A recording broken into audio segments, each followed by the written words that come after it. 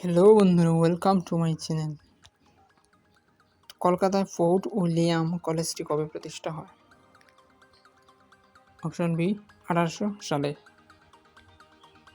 পৃথিবীতে সবথেকে বেশি ডাকঘর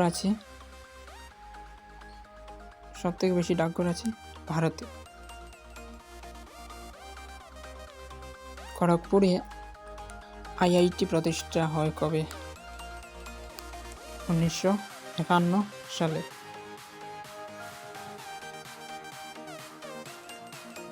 গান্ধীজির পুরো নাম কি? মোহনদাস করমচাঁদ গান্ধী।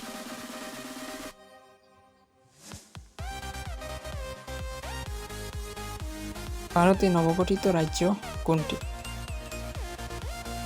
Option B Telangana.